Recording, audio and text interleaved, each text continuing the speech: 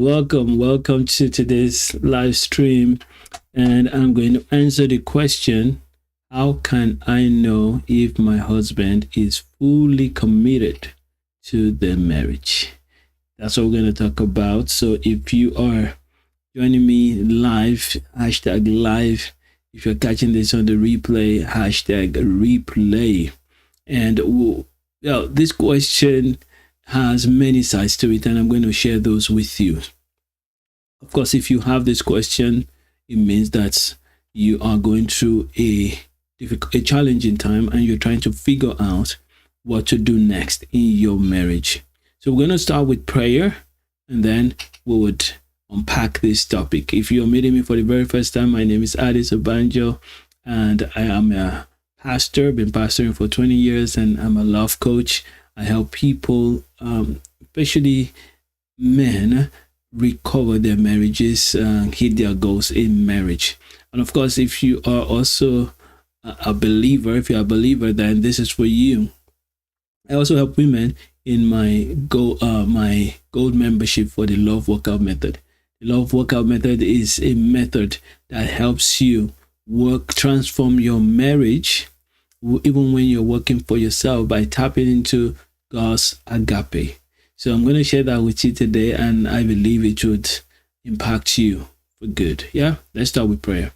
Father, I thank you for everyone who is live with me right now, and those who will be catching this on the replay, especially those who are asking, is my husband committed to this marriage? If there's anyone like that here right now, I pray that you will speak clearly to their hearts what next to do, how to inspire commitment in their spouse, how to be committed themselves, how to trust you, to know what next to do, and to take action immediately. Lord, I pray for comfort. I pray for healing where there's hurt or wounds. I pray that your name will be glorified. In Jesus' mighty name, amen. Amen. All right, so when a person asks the question, how can I know if my husband is fully committed? I know that the real question they're asking is not, what are the signs to show that my husband is not committed or is committed? You already know that. You have this sense that your husband is not showing the kind of commitment that you expect. And you're wondering, am I wrong, or is there something wrong right here? Maybe that's what I've sensed. Whenever this question is asked, that's what I sense, that you know already that the way your husband is showing up in the marriage is not the best. It's not what you expect. But right now you're wondering if there's something you need to do about it, or there's nothing you can do about it. That's where you are. You're just in that middle space where you're thinking, you know what, this guy is not showing up properly, but I don't know if it is enough for me to say, you know what, I'm out of this marriage, or maybe I should still stay and work on it. I feel that that's a question that is being asked there, and I'm going to answer that. But before I answer that, I would like to also just mention that there are basic things that show that someone is committed. The bare minimum, I'm going to share those with you. Then I'm going to share how to really trigger more commitment, which is what is more helpful to you, and how to know when it's time to pull the plug. I'll share also that with you. So if you are watching this and it's a blessing to you, then I want you to like the video, and if you're not subscribed to the channel, please do subscribe to the channel. I discovered that a good number of people that have been watching my videos are not subscribed, so please do subscribe so that you can know when I produce new videos. Right, let me see who is online with me there. Let me see who's online with me there. There's all right. Just let me know that you're online if you're there. When I see me look down there, it's because I want to have access to my chart. I want to have access to my chart. All right. So let's go on to answer this question for you. So if you are here wondering, is my husband committed enough? Is there more that he can do? I will say this to you: if your husband is still in the home with you, you're still living in the same home, and he has not yet said to you that he wants a divorce, then it meets the minimum criteria. That's minimum, and it can do better. But I always like to say, if your husband is still in the home, your husband has not filed for divorce, is living with you in the same room, or 2 rooms if that's how you have agreed on it, and he has not said he wants the marriage to be over, then that's the bare minimum, and that means he is there, and we can work on increasing the commitment, right?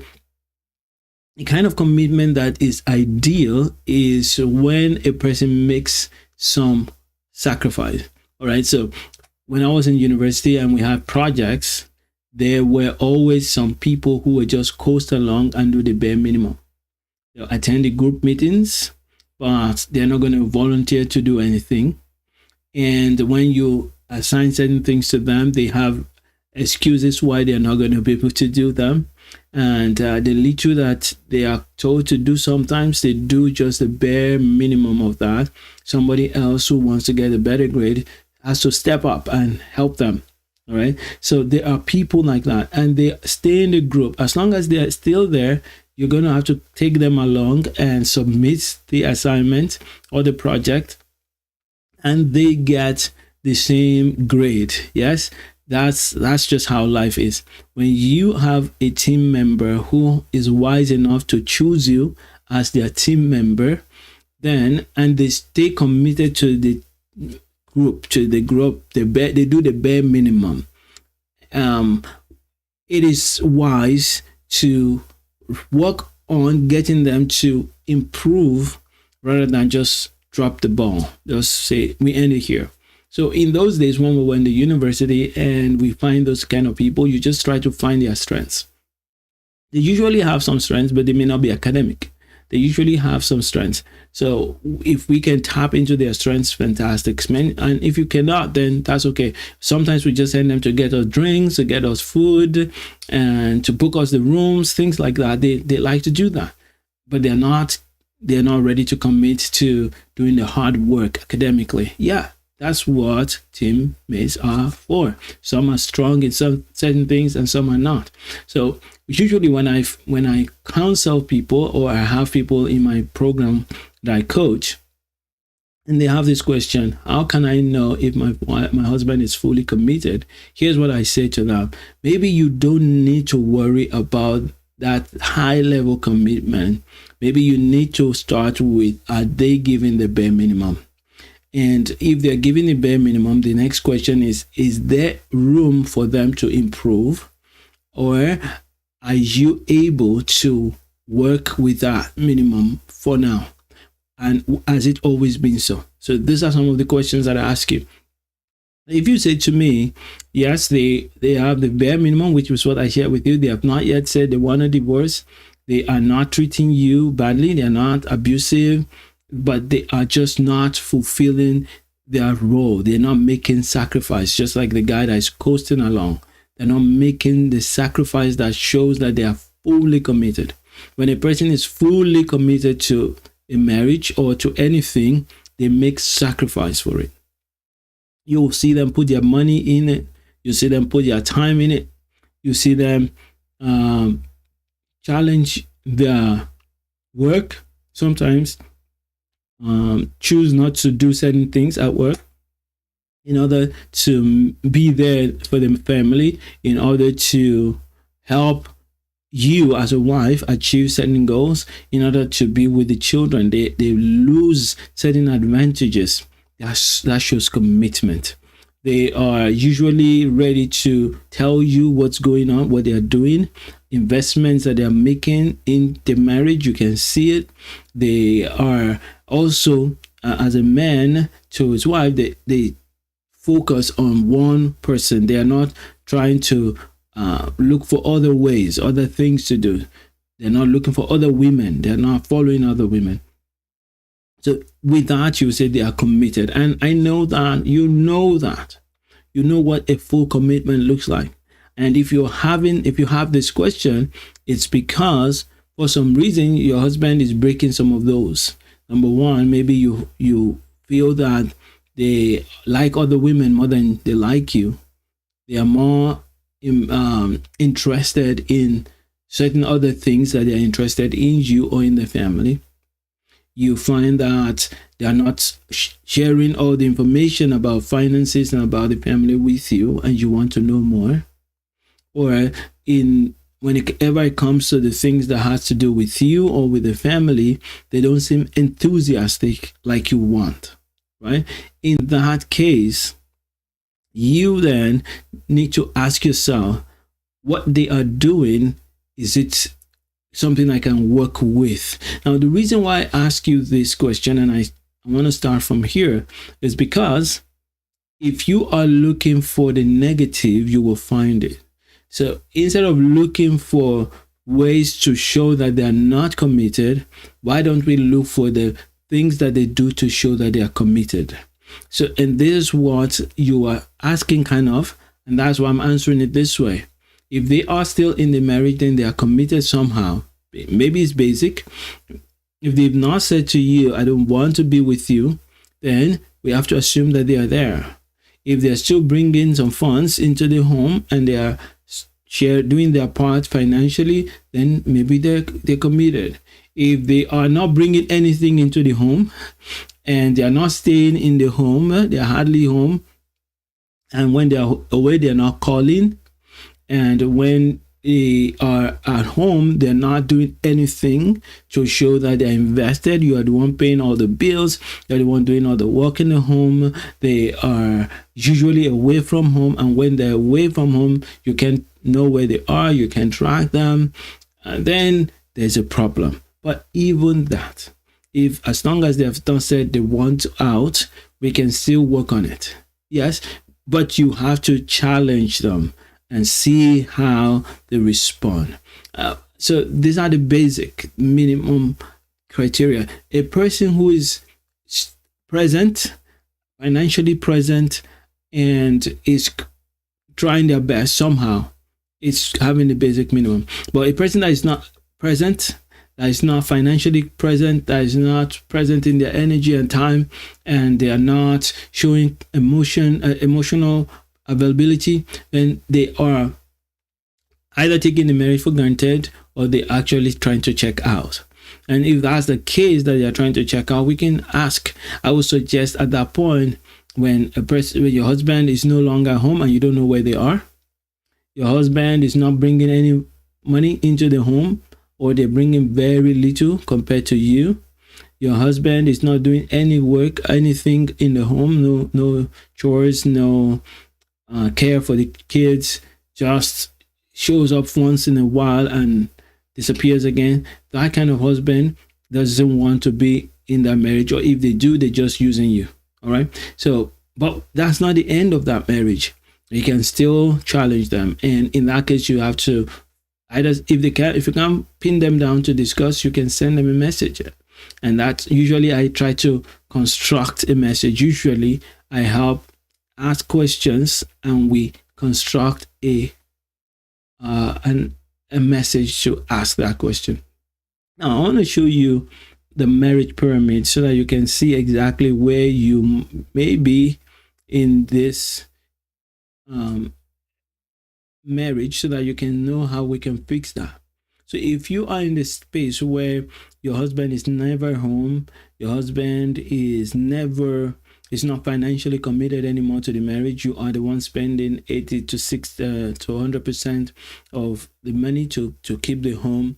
You are is not home most of the time. More than 50% of the time is not home, and when he's home, 70 to 30 to 80% of the time he's not doing any part of the work at home, then you are in the red zone. It means that you're just waiting for him to say, I don't want to be in this marriage anymore. And my goal as a coach and as a pastor is always to move people away from the red zone. Either I move you up the pyramid so that you go from red to orange and then to green, that's where I want you to be, the green zone, where your joy level is 60 to 90%. I want to move you away from where your joy and peace level is 0 to 10%, which is where you may be right now. So there are two ways to get away from the red zone.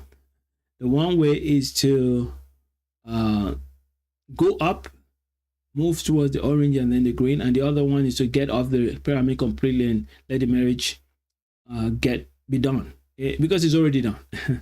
It's just that it's not yet manifested. So we write a letter to say to the husband, look, I want to be in this marriage, I love you, I care about you, but I don't think it is good for either of us to be married and then one person is doing all the work and the other person is not showing up. It seems that you feel forced to be here. You feel that you have to stay in this marriage, maybe just because of religious purposes. I want you to know that I'm ready to let you go if that is what you really want. Since you're never home, I tracked in the last couple of months, you've been home just 20% of the time. I don't know what's happening with your finances. You're not sharing. And when you're home, you're not contributing to the work that's going on in the home. So I assume that you have found a better alternative. You feel that you're better off. I know that this is where I want to be and I want us to work. But if you're not willing to work, then I encourage you to please let me know so that we can move things forward. And you can say to him, please respond to this message as soon as possible, and so that we can discuss this. If I don't get any message between now and the next 5 days, I will assume that you are agreeing that you don't want the marriage, and then we can proceed with separation. And if that's what needs to be done, we decide that we're not meant for each other. Right now, a lot of believers don't like to do this because they are assuming that they are destroying their marriage. No, every covenant has conditions. Every covenant has conditions. When God makes covenants with his people, there are conditions for the covenant. And if you break the conditions for the covenant, then you lose the benefits of the covenant. So when a husband or a wife breaks the conditions for the marriage covenant, that covenant then is broken, and so the blessings that are attached to that blood covenant are removed, and there are curses that are aligned to the covenant. So when you as a wife or states that you are invoking the covenant, you are saying, look, this is a covenant, but if you want to break it, then you choose to break it. I will not want to stay in a covenant where we're not fully fulfilling your part of the covenant. Now, take note that you are not asking them to make more money. You're only saying whatever you're doing, whatever money you have, bring it. You're not asking them to lose their job so that they're at home. You're saying that they should, even when their job takes them out of the home, they should let you know where they are. You are not saying that they have to do all the work at home or even half of the work. You're just saying that they should show that they are committed to that. So this is what you do when you find that your husband is showing very little commitment. And in broad terms, those are the three areas you want to check.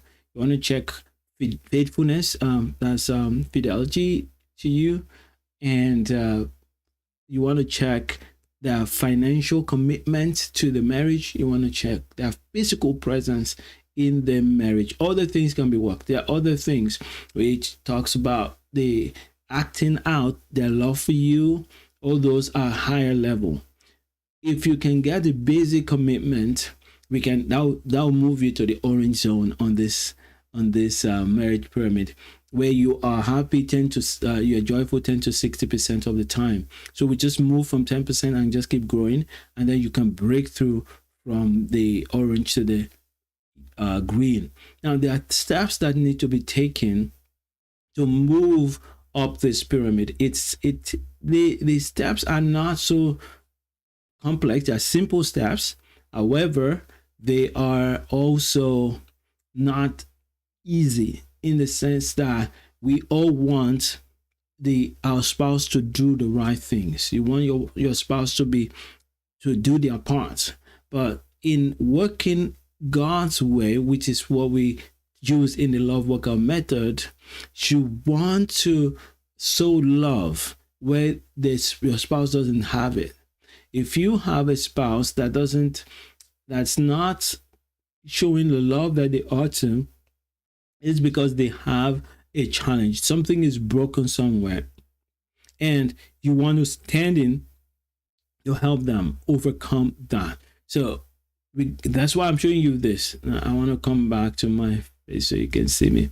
Now, so when you notice that your marriage is struggling like that, you're not really committed to one another the way you want, then there are steps you can take. And I always say it is about sowing love to reap love. You sow it even when you don't have it, or we call it donating love. So you donate that love so that the other person can then maybe reciprocate or grow in the process, or see how they can learn how to do that. All right. So if I'm going to help you, if you are, for example, if you are in the orange zone here, where your husband is actually home, but there's intimacy is low, the presence in they're physically present, but their minds are not totally present there. They are not helping too much at home. You don't feel that fondness happening. So there's something that I've written down here. The symptoms is roller coaster feeling of hope and despair and disconnection. You have some awareness, but no clear strategy of what to do, and your spouse has checked out, but they are present physically. Or your spouse is dependent on you. If you try to move the marriage, they kind of move along with you. But whenever you are not doing something, they don't. They wait for you to initiate all the movement in the marriage. So it's not a good space to be. Now, if you look at the image here, there's something you need to do, which is to embrace agape, remove masks, and commit to a lifetime of service to God. What does that mean? How do you do that? What that means is that if you want to move the marriage forward, there's a video I did about building friendship. You need to watch that and just check my channel on friendship, and just search for my name, Friendship and Ade Subanjo. You'll find the videos on friendship there. Now, if you want to move increase commitment in your marriage, increase the level of commitment of your husband, you want to first start with yourself. And what does that mean? It means that you need to work on your own heart, so that you're no longer looking for the negatives in them, but you are looking for the positives in them. And in order to do that, you need to take responsibility for your own joy and remove all those negative feelings that you have compiled or accumulated over the time of your marriage and before your marriage. And you need to also heal from all the pain that they have caused you and the ways that you have been trying to control them. So usually when a husband is disconnected like that, a woman may just start to complain a lot or act like the victim. Just say, you know what, I've been struggling all this day. You've not had any moment to just even watch the children and say, you know what, I want to help. You don't usually even bring as much money into the home anymore. You just complain. So in order to really bring up this, increase the level of connection and commitment and really push your marriage forward, yes, so you got to stop all those negatives, those habits, and get into the habit of being transparent with God whenever you are doing these things. All right. So you're going to learn to say to the Lord, Lord, I know that you put me in this marriage. So this is important to understand the foundation and the reason behind marriage. I know that you put me in this marriage. And I also know that you put my husband in this marriage and we are a team. So this is something that you can do for yourself. So regardless of how he is committed or not, that's not what determines whether you're going forward with a marriage or not. You got to be committed 100%. And if he wants to be committed 100%, then he's going to step up to that. And if he says he doesn't want to be committed and he wants to be out of the marriage, then you're going to let him go. Now, but before you do that, you want to work on your own understanding of commitment. You want to make sure that you are committed to the marriage. Now, committed to the marriage doesn't mean you're committed to his good behavior or you're going to promote or approve his laziness and his lack of enthusiasm or lack of commitment, contribution to the marriage. What it means is that you're going to be committed to God's call for you in the marriage. And you need to understand what that call is. The first call of God for you is a life of worship and surrender to him. That's the first call. And when you are focused on that call, it then translates to your marriage, because your marriage is what God has designed to help you fulfill his call for you. So if you're committed to the call of God to worship him, to be devoted to him so that you can be a tool in his hands to bring others into his kingdom, then you've taken a step forward. The next step will be then to commit to being a teammate with your husband, regardless of his level of commitment at the moment. Just like the team I explained to you in the university, when there's a person that is not fully committed, they're just doing the basic things, we don't throw them out. Rather, we figure out how they can be useful in the team. Now, a marriage team is not exactly like that, because that's for a short time. This one is for life. So what you got to do then is commit yourself to being a tool in God's hands to help your husband move forward. That's what you can commit to without them promising anything. So you commit that I'm going to be a tool in God's hands to help them move forward. And when you have made these two commitments, it then helps you to see their strengths and see their weaknesses, but not look for their weaknesses. You will start looking for their strengths. You're going to look for what ways are they showing that they are committed, basic commitment. And then you're going to say, how can working with God help me inspire greater commitment, instead of complaining, instead of just acting like a victim, lying, or trying to bribe them. I want to be God's voice and God's light to them to trigger higher level of commitment. You are not assured of that this will be successful, but you want to do this because that's whom God has called you to be. Now, when you start to work like that, it triggers a lot of blessings in you first, and it can then trigger the transformation you want in your husband. Now, let me get to the reasoning behind this. Why do we do that? Why do we do that? I explained to you from the marriage pyramid that what your goal is to move away from the red zone where you are hopeless, where you're just saying there's nothing I can do. I have to wait for this man to change so that my marriage can be better, to struggling or drifting, right? Struggling or drifting is not the best, but you're no longer hopeless because you can see something to work on. All right. So if you are now trying to move from that to green, here's what you do. As you're working on yourself, you are developing strength to trigger the right behavior in your spouse. And I always say to the wife, do this and see what happens. Celebrate everything that your husband does right. Why? Because you are trying to trigger more of what you want. Right? Every human on earth is attracted to the place where they are celebrated. Every human on earth. Very few people run away from where they are celebrated. They may not want to be celebrated in public, but they want to always be valued. And so when you, regardless of the behavior of your spouse or of your husband, you begin to celebrate the good. You have to develop a habit of looking for the good in him so that you can celebrate those good. You celebrate the good, and you prayerfully ask God to continue to help you to inspire more good. And then you do that for a season. So you stop all those negative habits, stop the complaining, stop the sarcasm, stop the eye rolling. You stop all of that, and you focus on appreciating the little commitment that is shown. So being present if it's there, bringing money to the table, and taking time from time to time to care for the children. All of these are important. You celebrate them.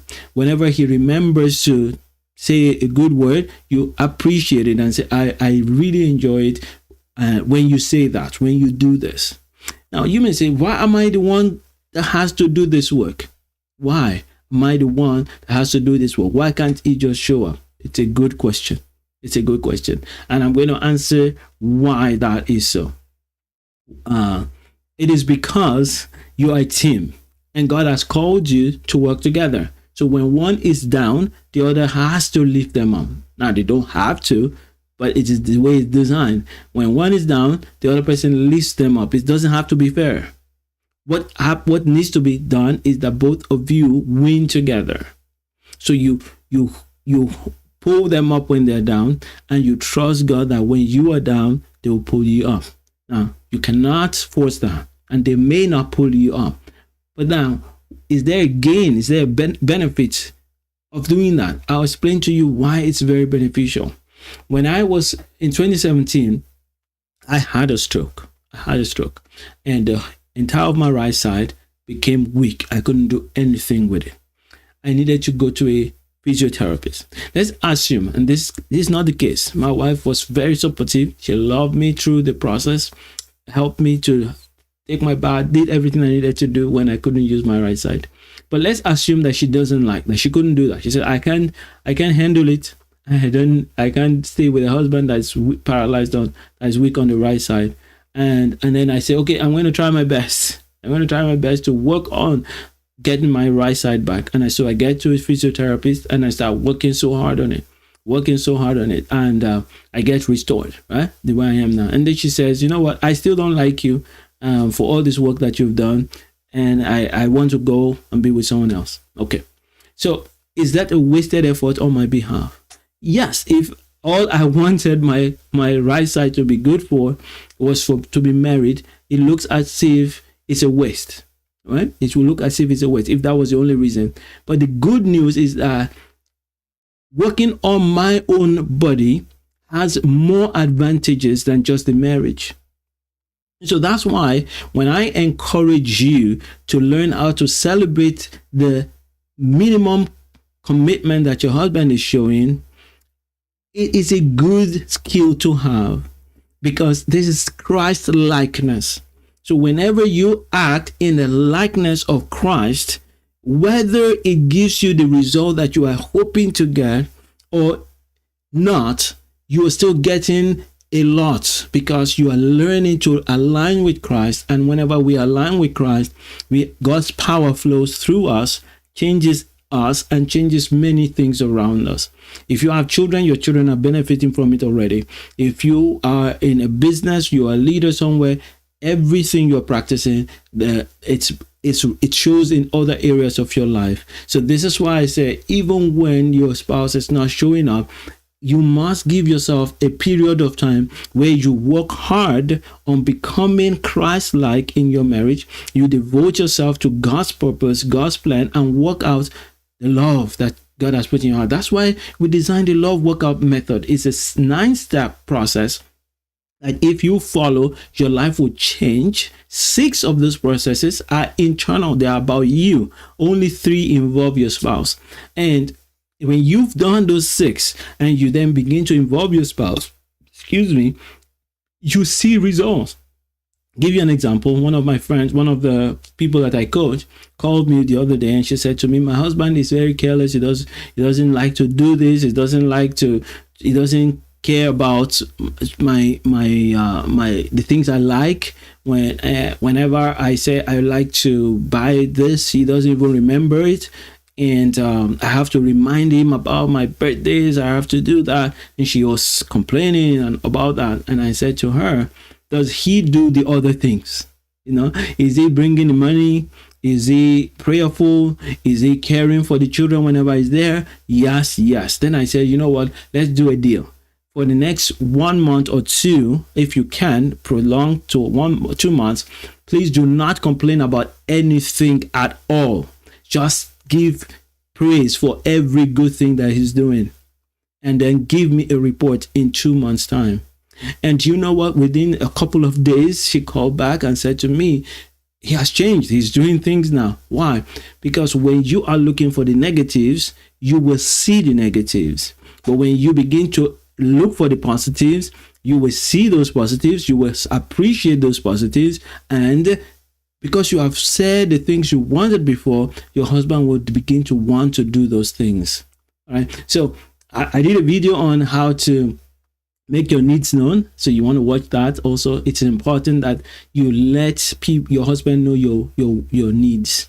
And the way you present them is not so that he can do them, it's so that he knows them. And once he knows them, even if he doesn't do them, you continue to treat him with the same kindness. But he would begin to do them if he can, as you learn to appreciate what he's doing. I hope this this is resonating with you. So if it is, please let me know in the comments. And if you have a question for me, put it in the chat. If this has been a blessing to you and you're not subscribed to the channel, subscribe to it and continue to work on your marriage. You can give yourself some time. You can say, you know what, for the next 1 year, I'm going to give myself fully to this marriage, regardless of how my husband is committed or not. Then follow the love workout method. If you want to know more about the love workout method, then jump in, subscribe to my channel. Join the masterclass that's coming up later this month by going to adesobanja.com/masterclass. Check in the description of this video. You'll see the link there. And then when you do that, you can access more information about the work that we do here.